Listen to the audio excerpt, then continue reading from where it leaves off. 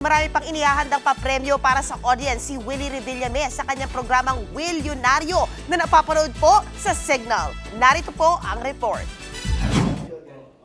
At home si Kuya Willie Revillame sa kanyang grand visit sa Launchpad, home of the Kapatid Network, para makilala ang bagong president and CEO ng MediaQuest na si Ricky Vargas. I got to know him more during our conversation kanina. So I admire what he has done with his showbiz career and what he is as a person.